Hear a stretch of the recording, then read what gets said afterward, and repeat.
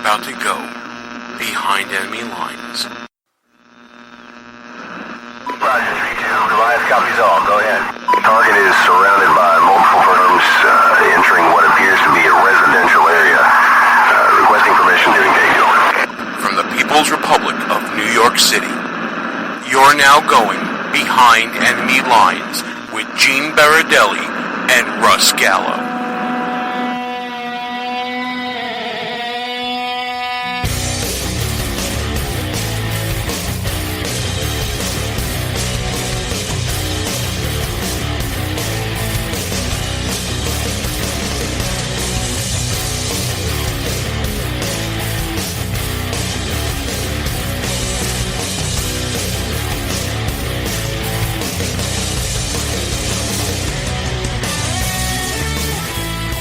And you are now behind enemy lines. Hey there, how you doing, America? Gene Baradelli here with you. So glad you could be with us, whether you're listening at www.behindendemylinesradio.us or if you're checking us out on your AM radio, FM radio, internet radio. Thanks for tuning into the show. Or if we're traveling along with you as a podcast, we're glad to be along for the ride. This week is going to be a hell of a ride because we're going to take on a theme a little bit here. Normally, we'll talk about current events, a topic of issue of concern, or a policy point, something like that. This week, I want to talk about confidence in the political arena, specifically in the conservative movement. Yes, we can be like every other show, and we can talk about how Trump care, or whatever you want to call it, the repeal and replacement of Obamacare is dead on arrival as we sit here recording this show. We can be all doom and gloom and talk about how the Senate Republicans are so disparate right now that we're not going to be able to fulfill what probably the biggest campaign promise of 2016. Not for lack of President Trump trying, because as you see, he's been trying with and struggling really with both houses to try to get something done. We could talk about the I told you so and the victory laps that Democrats will be taking right now, and you know they are, when it comes to the failure of building a consensus for this huge issue. But I want to go back and take a step backwards a little bit, because I think what we are dealing with is a clear difference between what it means to be conservative or even Republican and what it means to be liberal or Democrat. So we're going to take a look at what that means with Kevin Jackson, syndicated radio host, friend of the show, from our interview that we did at FAIR a couple of weeks ago. We talk a lot about immigration reform, but we also talk a lot about the state and really the soul of the conservative movement, where we stand, where we're going, where we're headed. Kind of prophetic when you think about it. As we are now dealing with a crisis of that confidence. And then later on in the show, we're going to take a focus on an often neglected segment of the Republican and conservative movements. And that is building the bench and building the future. Specifically, the controversies that are developing there right now for the Young Republican National Federation, otherwise known as the YRNF. And we're going to see whether we are building a proper bench for the conservative movement. So you know what? Right now, we're going to get started with our interview with Kevin Jackson, then take a break, come back with our interview with a gentleman by the name of Giancarlo Ghione, who is the new head of the New Jersey Young Republicans. And I'm sure I screwed up his name, but listen, two paisans talking on the radio. That's usually me and Russ, but we'll have Giancarlo on to talk about almost the thug-like tactics going on where young Republicans are growing up to be bad old Republicans, and we'll get into that a little later. But first, let's set things up with Kevin Jackson. It's a pleasure to welcome back to the show someone who I will openly admit was an influence on this show actually being created when we saw him at our first CPAC ever. the great Kevin Jackson. you see this over here on the banner for Talk America Radio? I mean, look at that over there. Oh my goodness, there I am. Look at that handsome fella. They said putting your face on there would sell. I don't know what that means, but they chose you over me. I'm a little jealous, but whatever. Listen, great to have you back, man, and thank you so much for supporting the show and feeding us guests and all that you do for us. My pleasure. So here we are at another fair event, but it's such a contrast from last year when we were together. The optimism about actually getting something done here so much different than it was when we were all watching the reaction from President Obama for that Supreme Court decision when we were here that ended up being deadlocked. Yeah. But what a difference in an atmosphere here. What a difference a day makes on November the 8th, right? I got to tell you, looking at and I'm going back a little bit and we can get into the rest of the stuff. Well, you are older than me, so this is, you're allowed. But looking at November the 8th and the looks on those leftist faces when we kicked their butts, I'll clean it up for the show. Oh, please, you can say ass. We're allowed. Absolutely just warms my heart. And I want to ask people, where would we be right now, Gene, if we were talking about a Hillary Clinton presidency? What would we be talking about immigration-wise? We'd be talking about an influx of Muslims from the refugee resettlement program. We'd be talking about open borders. We'd be talking about leftist policies that would have people furious. But now we've got a guy, and that enthusiasm, that exuberance everybody's talking about is the fact that it isn't because we built the wall. It's because we know we have a guy who will make sure that it gets built. And if you look at all these other policies of Trump, and you're seeing, whether it's the job creation and the first thing out of the thing when Obama said he'd need a magic wand to save Carrier, and Donald Trump did it like he was taking a drag. He found the magic wand. Yeah, and it wasn't even a magic wand. He did it as if it was taking a breath. It was that simple, and you knew right away you had a guy that knew how to get it done. Now we're 5-0 if you want to count the travel ban, 6-0 in terms of Trump winning.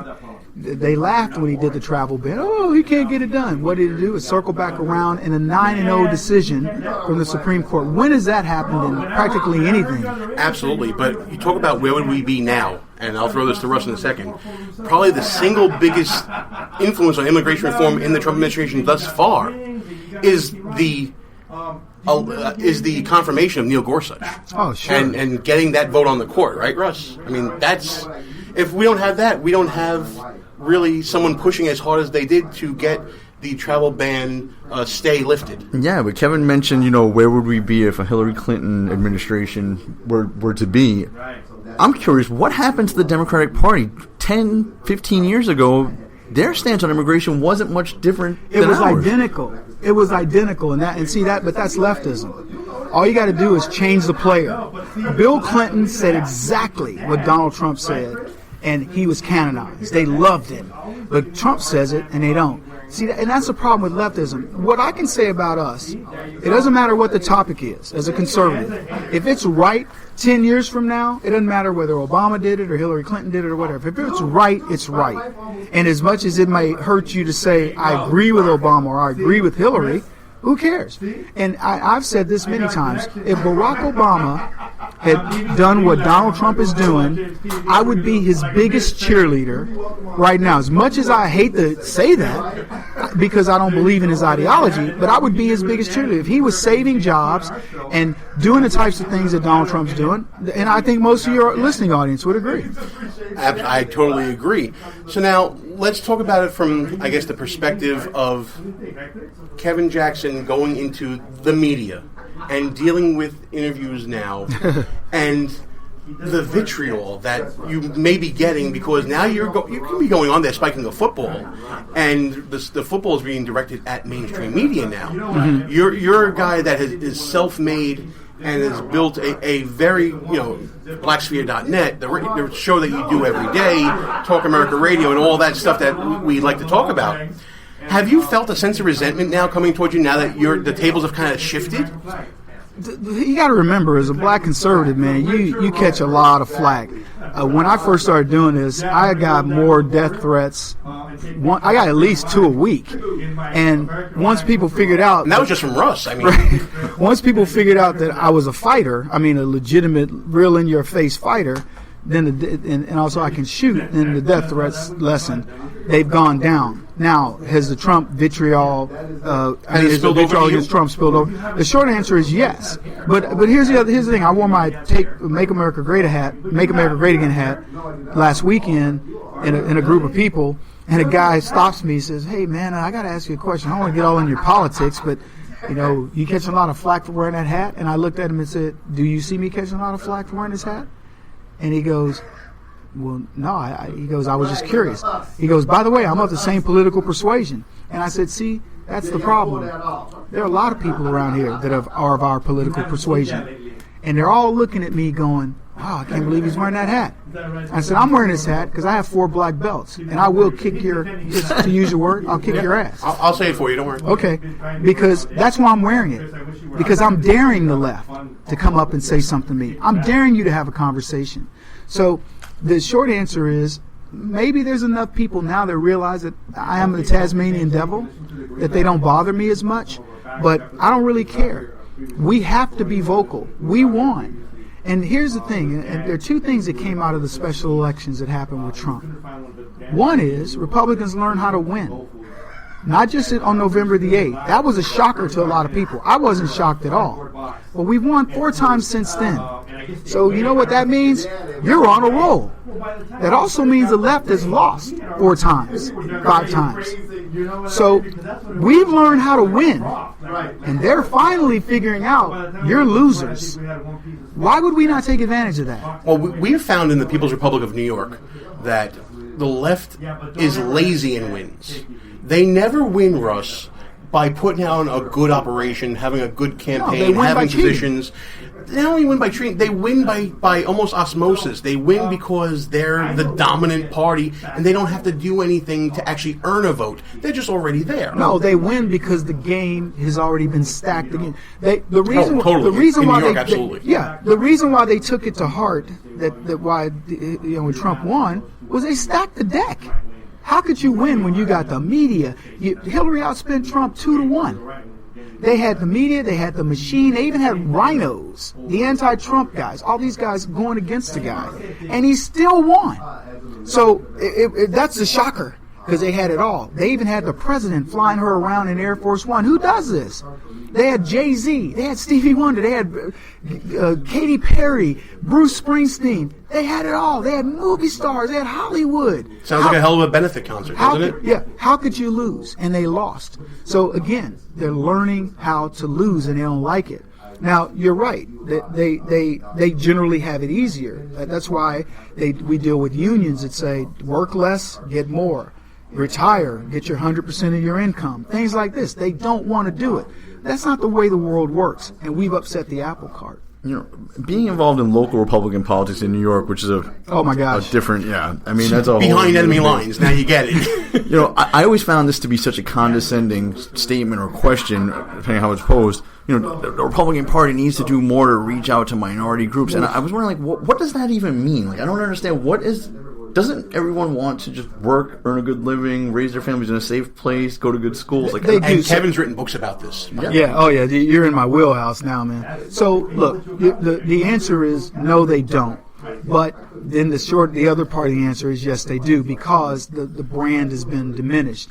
Now, what's going to make that easier now? If you heard Tim Ryan the other day, Democrat, I think out of Ohio, he said the Democrat brand is toxic. That was the word he used. And he's right. Well, if you can take advantage of the fact that they now see their brand as toxic, and what are they running? What's mama's milk to them? We got to focus on the economy. Well, hey, sorry to tell you, Trump's already doing that. So they got nothing. There's no mama's milk, because they can't use racism, they can't use misogyny, they can't use Islamophobia and all that, because Trump's going.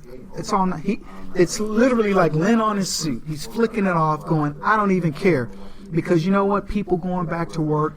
Good jobs, to your point, Gene, are going to make people stop thinking about this the other way. So these guys that put people in boxes, you're in a gender box, a transgender box, an LGBT box, a black box, a Hispanic box, or whatever, and now these people are going back to work and going, I don't care what box you're in, I got a job, I got responsibility, I can actually take a vacation again, things like this. It's a losing battle for them. So if the Republicans feed on that and say, okay, black folks, gender, benders, whatever you want to be, are you now getting it that their policies don't work and that ours do?